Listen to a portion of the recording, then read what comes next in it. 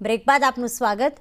વલસાડ ધરમપુરના ઢાંકવડ ગામે વરસાદના કારણે નદી પરનો કોઝવે ધોવાતા 8 થી 10 ગામના લોકો હેરાન પરેશાન થઈ રહ્યા છે।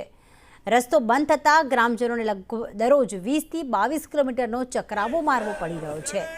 છેલ્લા કેટલાક સમયથી રસ્તો બંધ રહેતા હવે ગ્રામજનોએ જાતે સમારકામ હાથ ધર્યું છે। જો કે ગ્રામજનો આ કોઝવેના બદલે નદી પર ઊંચો પુલ બનાવી આપે તેની માંગણી કરી રહ્યા છે। આ વિસ્તારના ધારાસભ્ય કહી રહ્યા છે કે વિસ્તારમાં એક નહીં પણ 7 જેટલા આવા કોઝવેના બદલે બ્રિજ બનાવાશે। ટેન્ડરની પ્રક્રિયા પૂર્ણ થઈ ચૂકી છે। વરસાદ બાદ કામગીરી શરૂ થશે।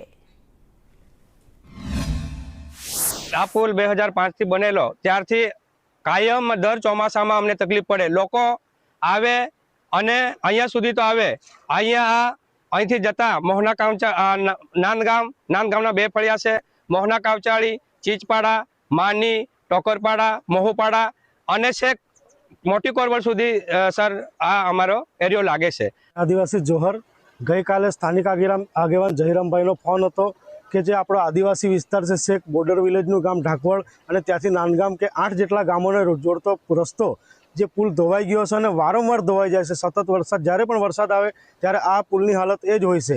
સરકાર જે વિકાસના નામે બળગા ફૂંકે છે, જે અમારા આદિવાસી વિસ્તારમાં બિલકુલ પોકળ સાબિત થાય છે।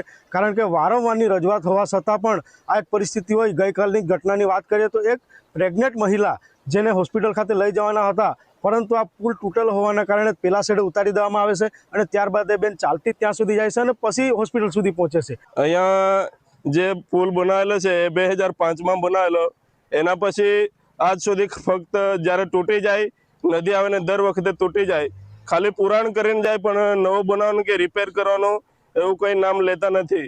ફક્ત જ્યારે નદી આવે ત્યારે લાવીને જીએસપી કે ગ્રાવલ નાખે છે, પણ જે એકચ્યુઅલમાં કામ થવું જોઈએ એ થતું નથી।